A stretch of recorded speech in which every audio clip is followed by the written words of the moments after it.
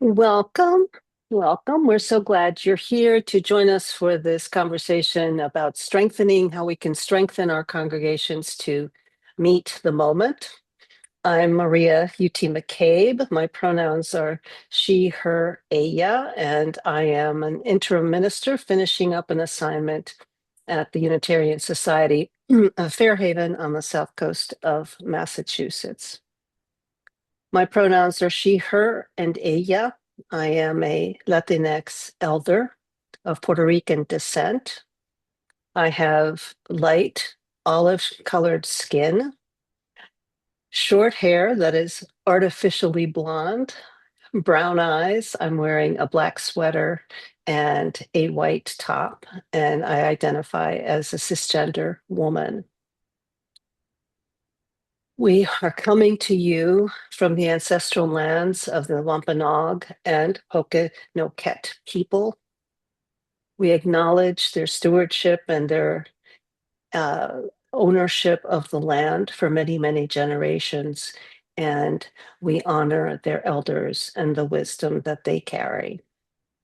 And I'd like to introduce you to my friend and colleague, Paul, who together we have worked on this presentation because we believe in our congregations and we believe that our congregations have an important part to play in our current moment in history. So, Paul, you want to say hello? Sure. Hello, I'm Paul Campus. My pronouns are he and him. I'm a white male. I'm wearing a gray shirt and have gray hair. My background into this is I started out life as a computer engineer and went to Cornell. I got a bachelor's and master's in computer engineering and did that for many years. And then the world changed and the got commoditized. And I ended up becoming an organizational systems guy from a computer systems guy. Turns out they both have a lot in common. And so that's kind of I have been the part of our duo that's been working on the systems thinking and the systems visualization component of this. So, we do a tremendous amount as congregations. And what we want to say to you before we start is that we have put a tremendous amount of information in this presentation and in our slides. And we don't expect anyone to grasp all of it 100%. There's a lot of work that has gone into this. So we encourage you, if when you wish to or need to just go ahead and stop the recording and take your time looking through more deeply into the information if if that would be helpful to you. We do a lot. Our congregations serve many, many roles. And I have to be honest with you, I'm not sure I've been as aware ever of those roles until I started doing this work with Paul. We do these many things. We do them usually with a pretty small or modest budget. We do it with a pretty small staff for the most part. And we do it with the help of many, many, many, many volunteers, folks in our congregations who want to give their time and their effort. We are community organizers. We're deep into social justice. We are mutual aid societies. We are communities that believe in helping one another and sharing the benefits of our society rather than helping in a downward way. We are cultural centers. We offer many activities for our communities, and we are, as one of the most important things we do, we are educators, not just religious educators, but people who foster curiosity, and not just for children and youth, but throughout the lifespan. And so that's just a snapshot of the many things we're involved in. In terms of the specific focus of sharing this systems approach with you, we want to ask you some questions. Have you experienced silos in your communities? Have you experienced a lack of communication or a lack of collaboration across your committees and teams? Have your leaders, your ministers, board members burned out from serving in your environments? Are there high levels of anxiety in your congregation from conflict and confusion and chaos? Have you had difficult transitions between ministers, interims, settled ministers, new board members, older board members, leaders in the congregation. Have you experienced the damage that comes from having, for example, a minister who misconducts, or board members or other leaders who perhaps make too much of the power they hold? We can all say this. We can all say that we have begun to wrestle seriously with white supremacy culture in our congregations, with a culture of perfectionism, defensiveness, the always championing the individual instead of the community, power hoarding, and many other characteristics. And have you ever felt as though no matter how much you do, it's not enough? We want to share with you our hope that understanding how a high functioning congregational system works may be able to help you and your community with all of the above and other things. And some of our ideas and our approach come from Professor Deming. I'm going to let Paul tell you more about him. So the quote that we have here is a bad system will be the good person every time. And that's not something we may be aware of, but Professor Deming was the father of the quality management movement. He was an American, and he was a professor in mathematics and statistics, and he discovered and realized a way to create higher quality manufacturing processes. He went to the American automakers and he said, I have a way for you to create higher quality cars, and they were not interested. So he shopped around his idea and found out that in Japan, the companies were interested. So if you happen to own a Subaru or a Nissan or a Honda or a Toyota, you have benefited from Professor Deming's insights into how to create quality activities, quality processes, quality products. And so he was a highly ethical, principled, and humanistic thinker. And his management philosophy focuses on cooperation, respect for people, and systems thinking, all pretty compatible to what UUs believe. So a lot of what we're going to speak about has its sources in various ways come from Professor Deming. So I'm going to do a little bit of introduction here as to what a system is, and then hand it back to Maria to talk about the implications of leadership and power to the design of an organizational system. So first, though, we have a quote here from Leonardo da Vinci, one of my heroes, and he recommends that we study the science of art, study the art of science. Develop your senses, especially learn how to see, realize that everything connects to everything else. So there's a lot of, he was a systems thinker from way back. And if he was living today, I would suspect that he would be a UU. So what is a system? So here's the official definition of a system. It's a regularly interacting or interdependent group of items forming a unified whole. So the key words here are interacting or interdependent, that these items, these pieces connect together and interact with each other. They're just not passive. And when you connect them together, they form a unified whole where the whole is greater than the sum of the parts. So there's lots of kinds of systems. There's mechanical systems, there's electrical systems, there's geological systems, there's biological systems, we're systems.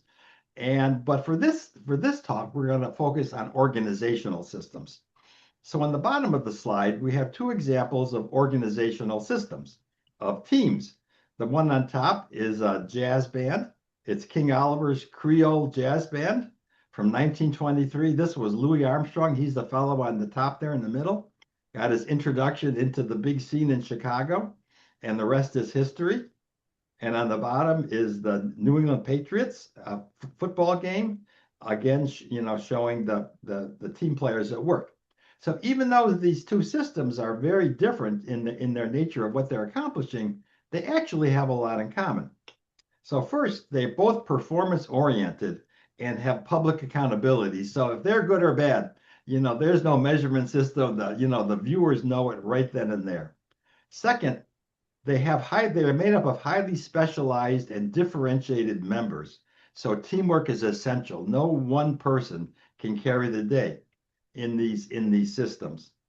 And finally, they both operate on a combination of a scripted and improv activity. Both in jazz and in football, you start out with something. In jazz, you start out with a song that's been written. In football, you start out with a play, but pretty soon the improvisation happens and things have to be adapted. So they actually have quite a bit in common. So on the right-hand side, we have a quote here from arguably the best basketball player ever, Michael Jordan, who had a tremendous amount of talent. But he says talent wins games, but teamwork and intelligence win championships. So even though we may have lots of talent in our congregations, if we don't have teamwork and intelligence, including what's happening in the situation, what's happening in our community, and what are our strategies, that the talent may not be enough to carry the day. So I'm going to hand this back to Maria now to look at a little bit about the very significant implications of power and leadership into the organizational system.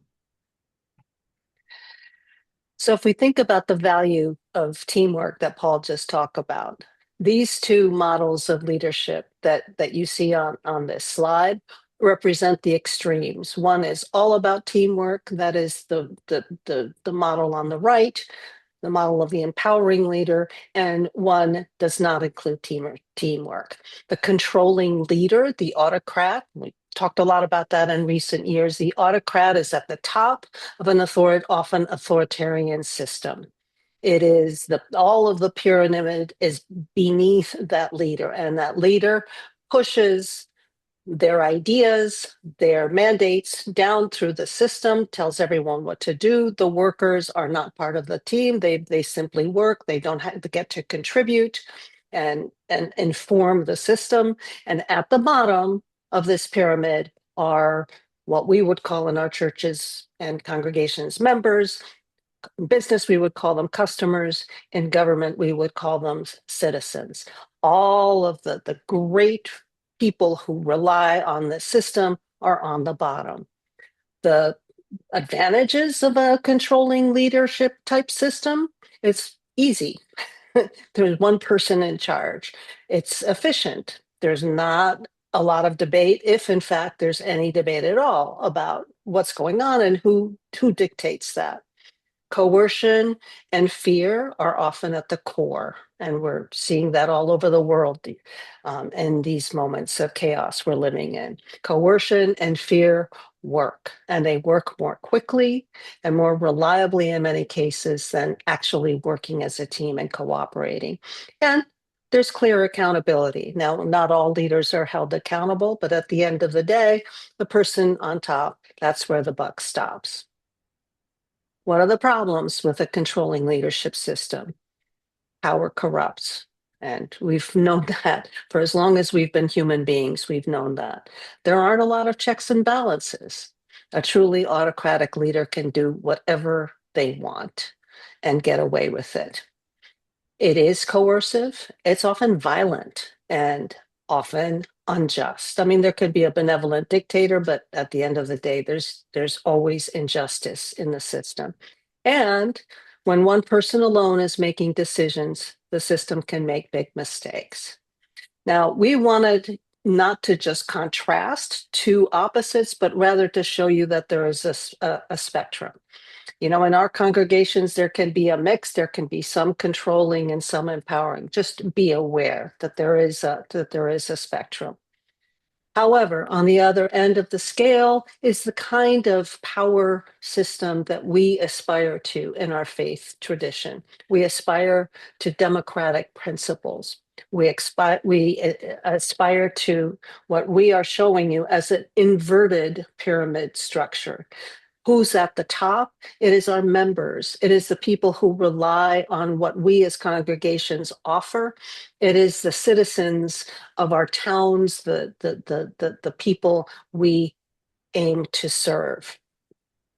In an empowering leadership system, the leader does not dictate, rather, the leader helps, assists, accompanies. There are many ways of describing this.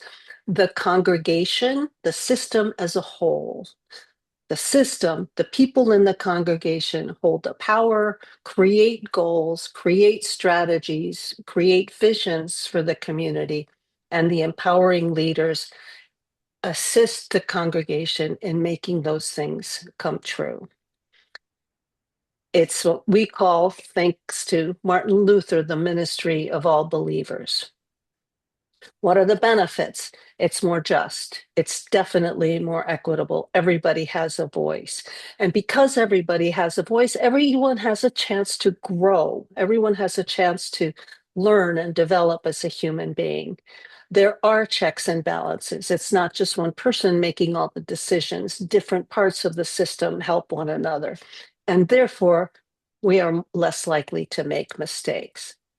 What are the potential problems? Well, we need lots and lots and lots and lots of volunteers for our systems to work, and that can be unreliable. We all know that it can be hard to get more volunteers these days.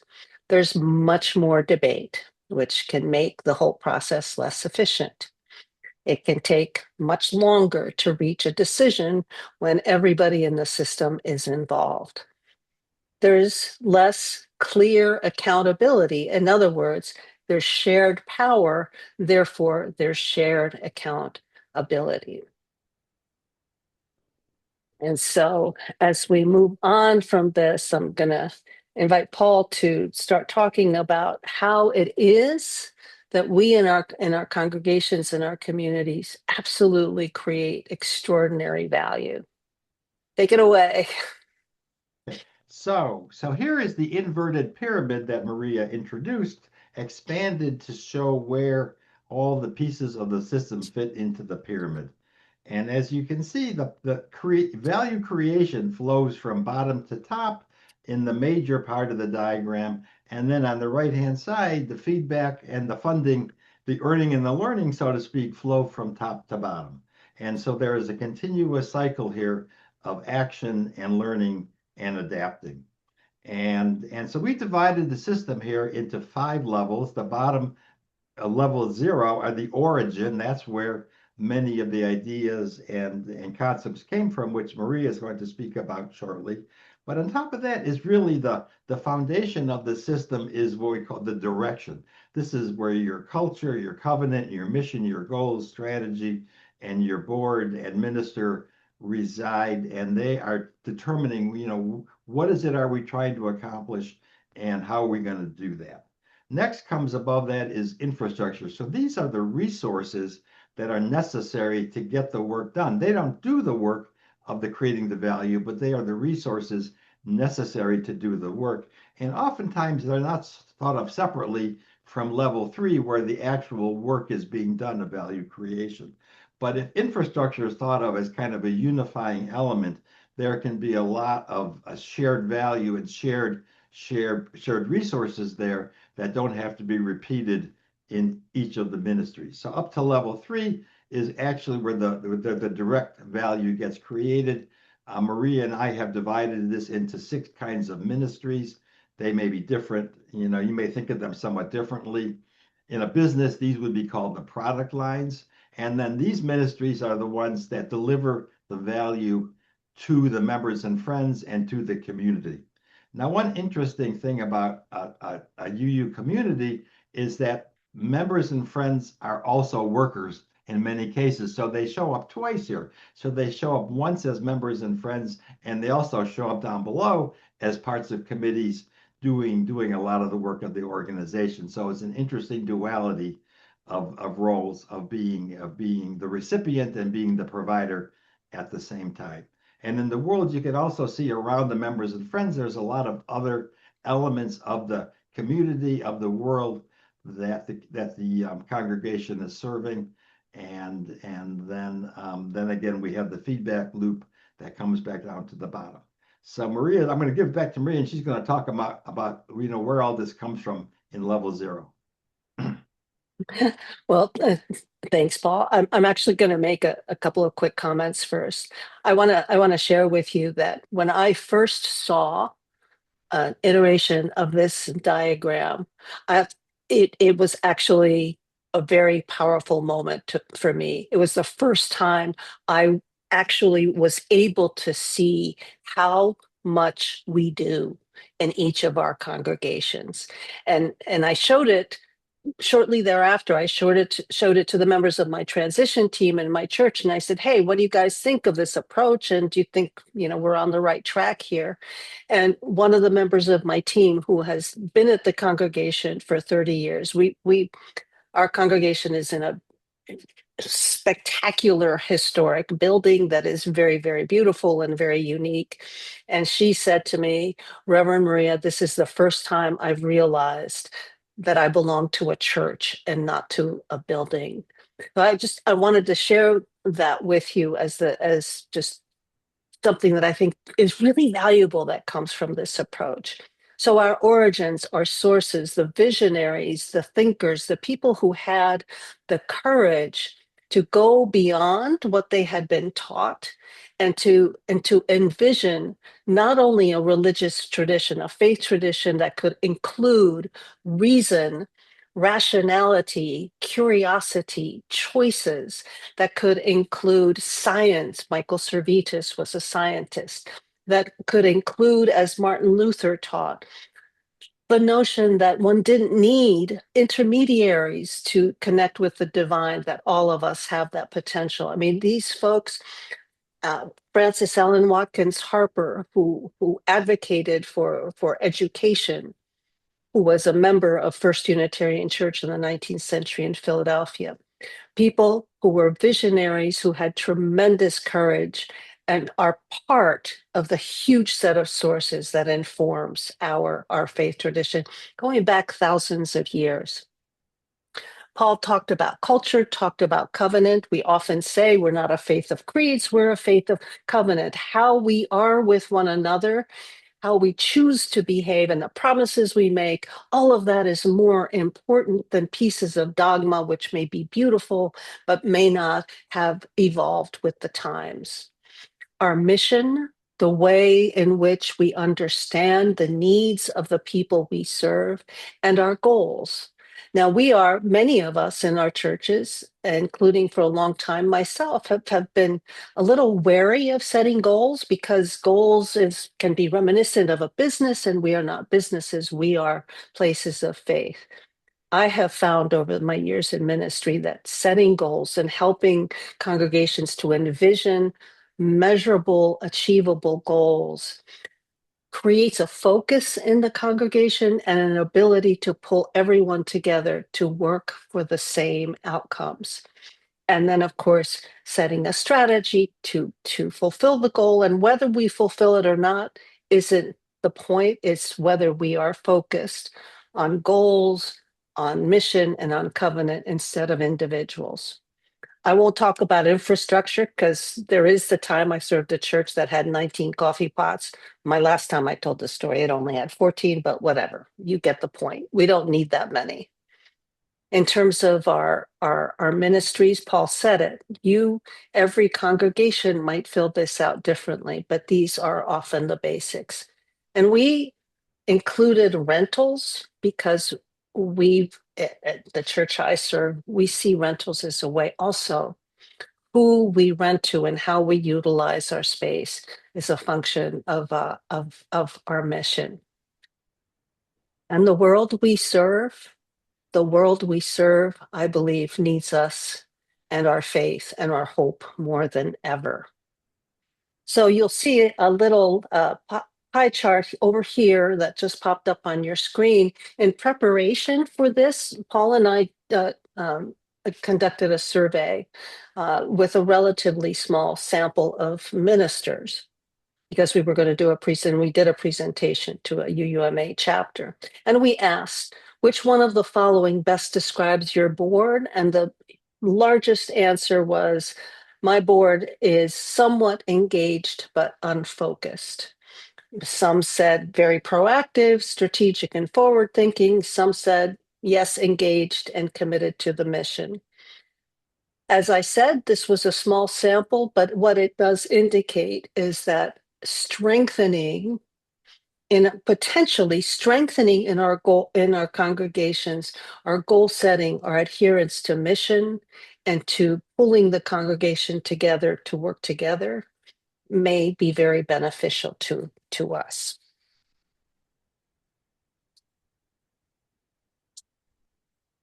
The next piece, we've talked about power, we've talked about the structure, the seeing the system as a whole. And as we talk about our core values, you all know, of course, that in the last few years, we did tremendous amount of work to hone and define the core values of Unitarian Universalism.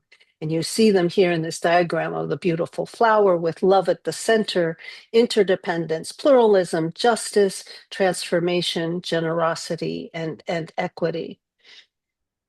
Paul and I talked a lot about this, and what we wanted to explore with you is the possibility of taking these values a little bit deeper and make and more comprehensive in how we describe them for a couple of reasons.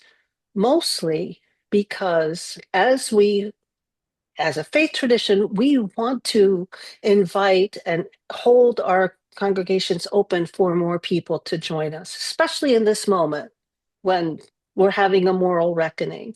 And to folks who have not been raised UU or don't have the long experience, they may have more difficulty grasping the import of these values than if we added more. Excuse me.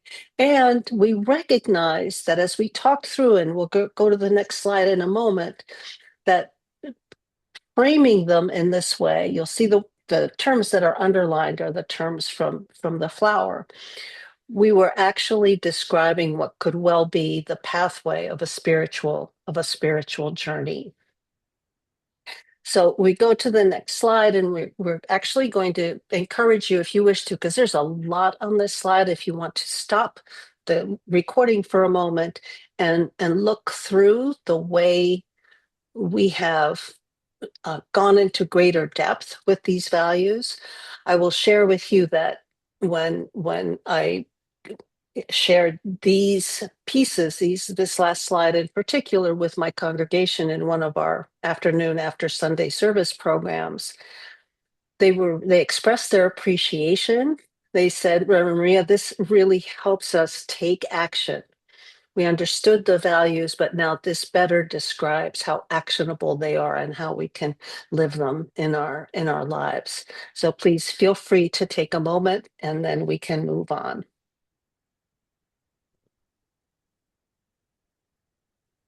Okay, I'm going to jump in here. So this inverted pyramid of the congregational system is not static; it is dynamic, and that means that there's a flow going on. That value is created, so goals are set. Value is created from bottom to top. The value is delivered to the members and friends and community, and there is some amount of impact on those bodies, and that what is important to do here is to be watching, listening, and measuring what worked, what didn't work, what's changing, what's new, what's happening, and that translates into coming up with some results about maybe things that we want to do differently, maybe things that are working really well, and things that have changed that we have to address differently. That feeds back down on the right hand side in funding, feedback, and oversight. Funding is when you vote with your money as to how well you did. Feedback and oversight. Oversight, if there may be some kind of misconduct going on or whatever. And that leads down to the bottom right, which is what is the opportunity for going forward. If you did well and you're happy about what you did, you celebrate, you have a big party. You also look at what's changing and what can be learned in planning and adapting. And there's a great quote in the upper left-hand corner here by Nelson Mandela about this process.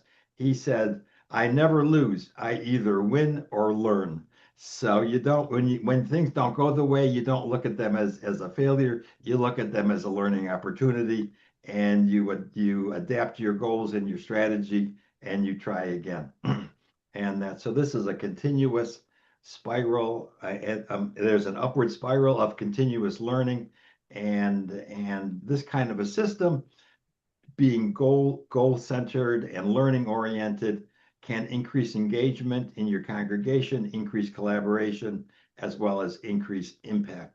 And I'm going to hand it back to Maria to talk a little more about that. One of the questions we asked in our survey, which I mentioned a few minutes ago, we asked, does your church have a consistent process for setting measurable goals? And the response, 100%, was no. And I have to admit that I had to agree with that no. That certainly the consistent in the church I have served, or indeed others, there hasn't necessarily been a consistent process for setting measurable goals. The second question was, does your church have a consistent process for measuring your progress against your goals? And it's instructive to see that, at least with that sample, the answer was also no.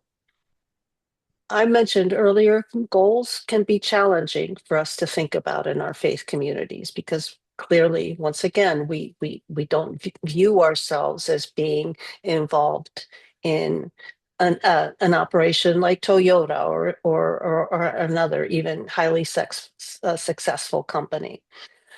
But starting at the bottom left with goals, shared goals, which is what we've really, Paul and I are seeking to really emphasize as we talk with you today.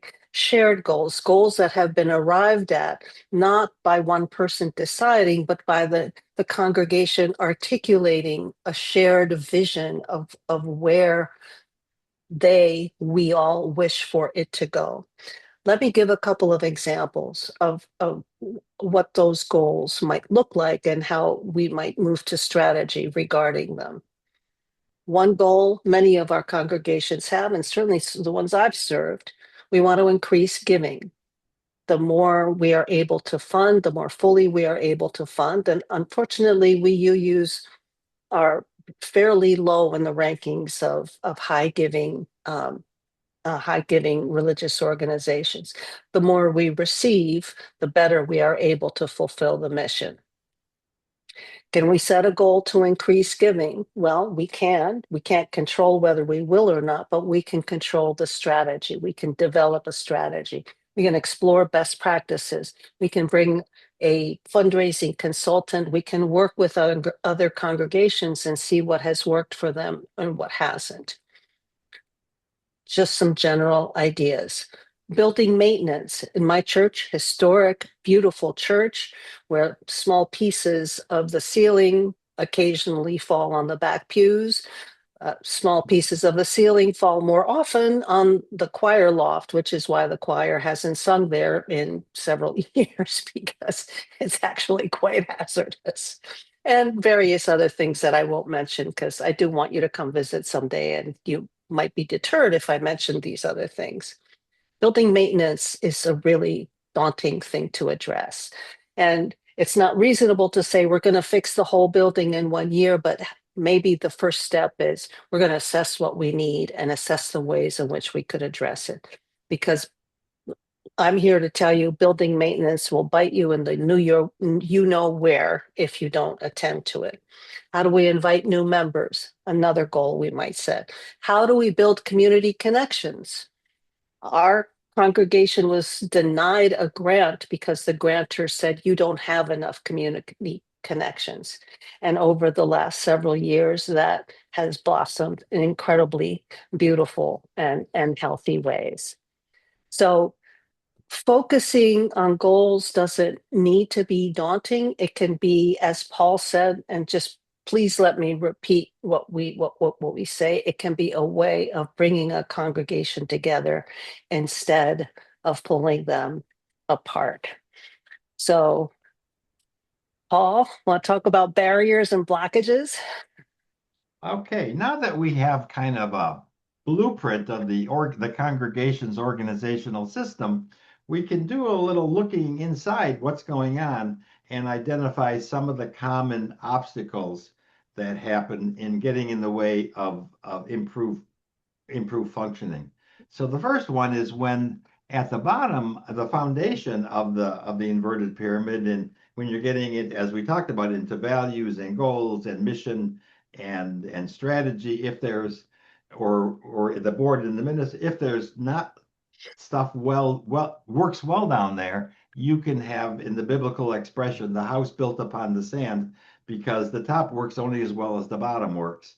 So that's the first of the barriers and blockages. Then we get into conflicting subcultures. Sometimes that's at the very bottom. Sometimes churches we've heard have conflicts between the older members and the younger members, and they have different goals, different desires, and they get into some kind of tension over that. A very popular barrier is our silos, where the different committees and teams and ministries aren't collaborating in a very effective way. Next, sometimes if volunteering is hard to find now, so that there can be unfilled or weakly filled positions, that can cause some weaknesses in the system in number four. And on the bottom three, we get into the three feedback loops where one is there insufficient learning about what's going on in the market, and not in the market, in the community, and maybe we need to adapt what we're doing. Business talk there. By the way, this diagram looks exactly the same for a for-profit or a nonprofit. It's just you use different words. And insufficient learning due to insularity, arrogance, fear, etc. Insufficient oversight. There's bad acting going on, and it's not being addressed. And finally, low giving, and there's not enough funding to do what you want to do. And Maria talked a little bit about that. So this is one way of using that systems view to better understand and diagnose some of the barriers and blockages. And the next slide, Maria, I'm going to hand this back up. We have a pop in here, and Maria's going to talk to this, please. So we asked another question with respect to some of these barriers and blockages. And this question is, how often is your nominating committee able to find qualified volunteers for leadership positions? And the results were really heartening. So a full 50% said a lot of the time this system worked well, or this process worked well for them. 37.5% said some of the time, and a small percent, but still notable, 12.5% said all the time. So filling positions, and you may have heard this, I've heard this many times, where we try to get someone to fill a position and we downplay the position and we say, it's not that hard and you don't have to go to that many meetings. Actually, I found that the opposite is true. People want to do something that matters. People want to be engaged in something that's important, and people want to feel like they're contributing to their congregations. And the other thing I will say, and this is a pet peeve of mine, but you get to hear it for just the next minute or so. I think it's really important for congregations to have good succession planning. It's very hard to come in and be the treasurer if you haven't been the treasurer of a congregation before. So, as part of what Paul has described as ongoing learning and support within the system. Okay, so the next X-ray view we're going to have here is looking at using the system diagram is to better understand where power resides and what the different kinds of power are. So I'm going to hand this again back to you, Maria. So this has been very helpful to me, because it's not, power is a pretty generic term, and it works in very specific ways in our congregations, and there may well be others that we haven't addressed.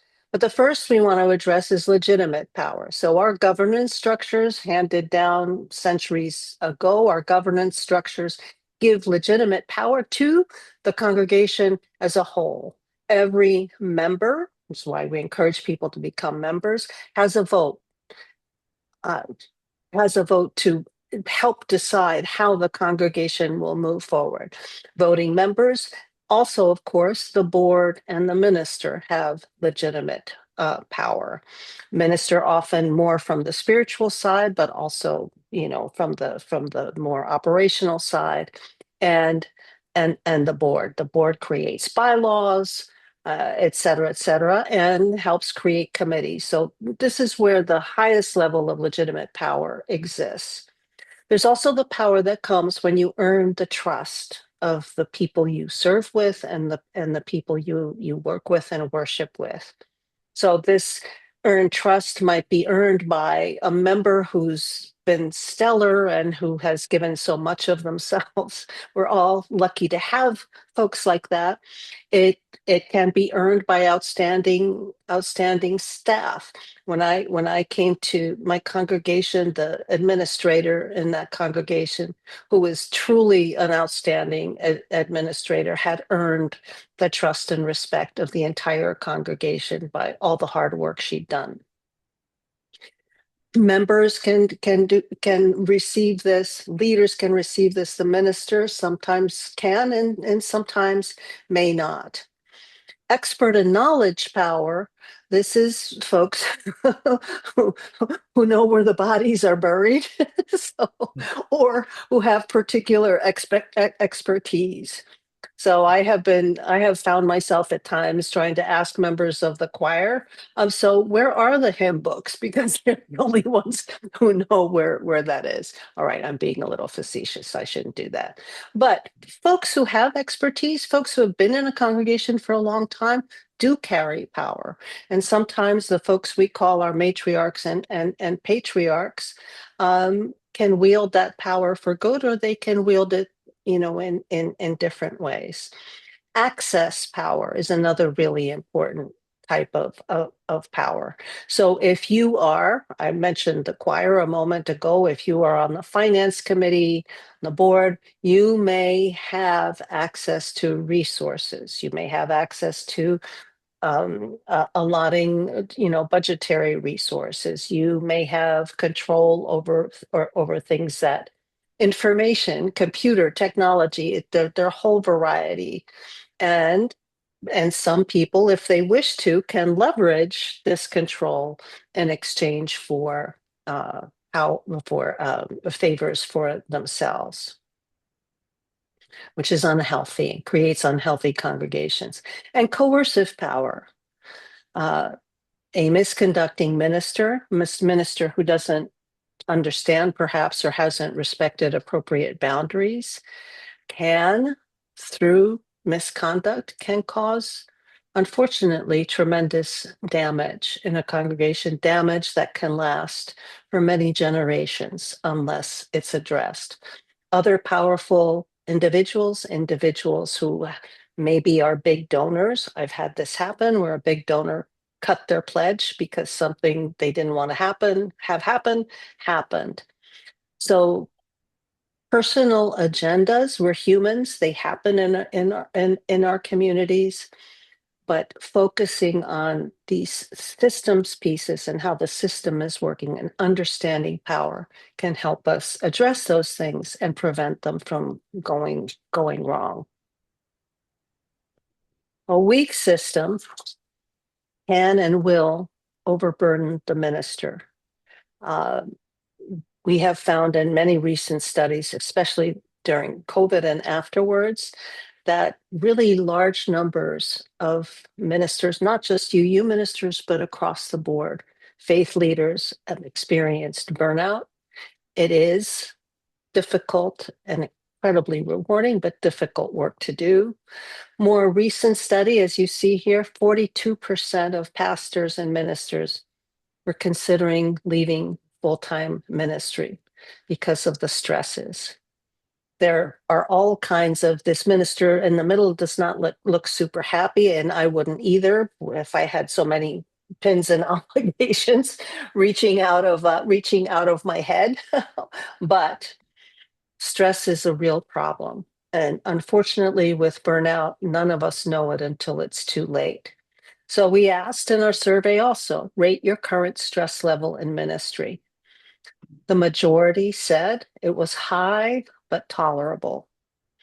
A significant minority said it was manageable, also instructive. A congregation, the whole system needs to support the leaders, the minister, and the congregation to prevent this.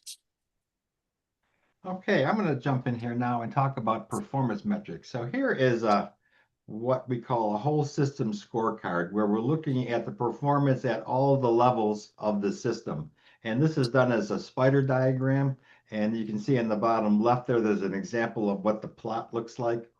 And here we have in the green examples 5, 6, 7, 8, and 9 are performance of the ministries. How well are the ministries doing?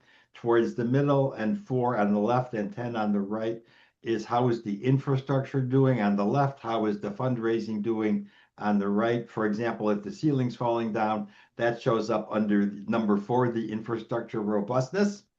And down towards the bottom, we're looking at the kind of the foundation of the system, where we're looking on the right hand, assessment and learning.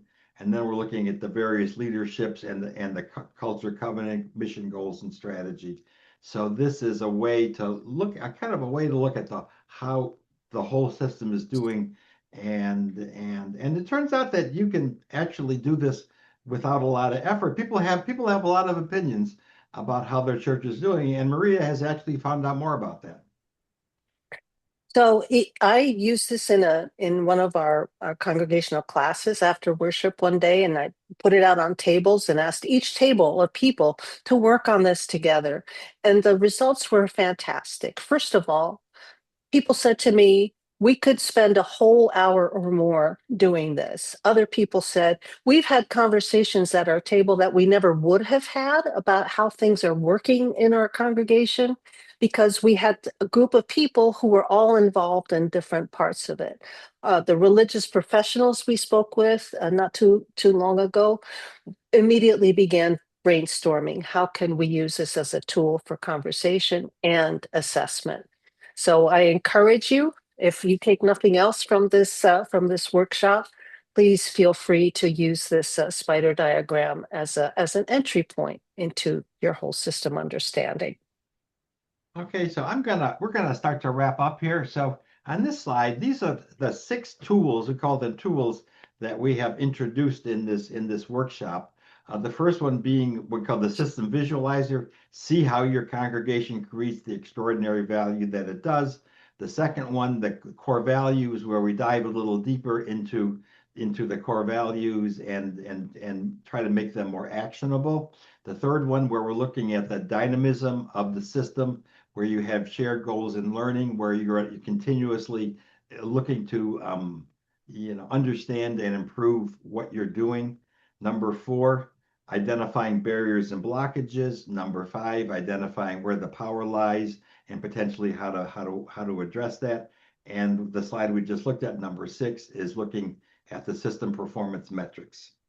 So now we're going to do the wrap up here. I'm going to hand this back to Maria. Thanks, Paul. So on the left, there's a pretty discouraging graphic showing that as the population of our country has increased, uh, membership in our churches has declined pretty dramatically, and uh, uh, our enrollment in our religious education programs has declined. First, perhaps some as we perhaps apply some systems analysis, this can improve.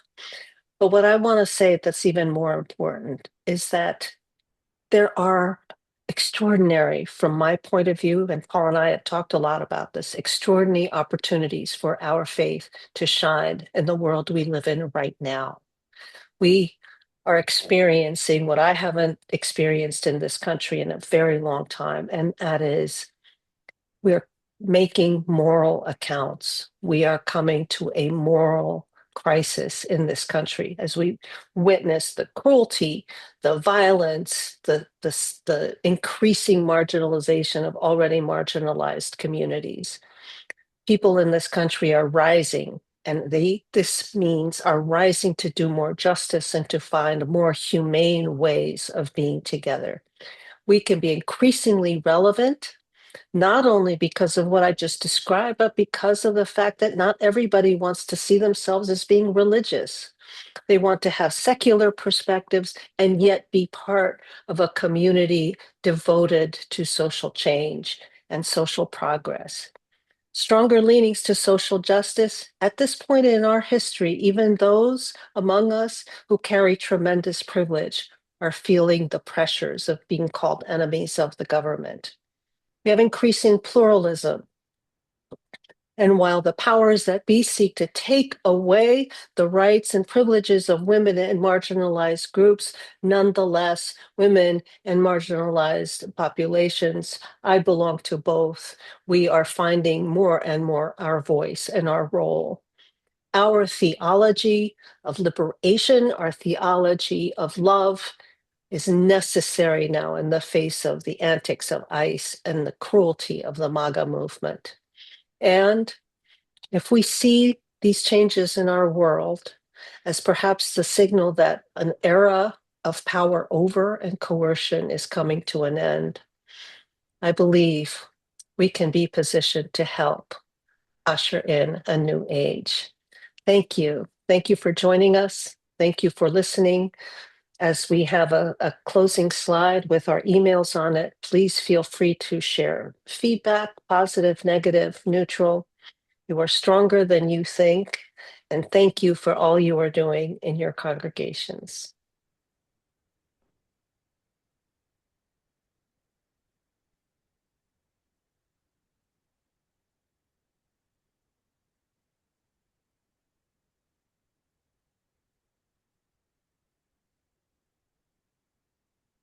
Okay.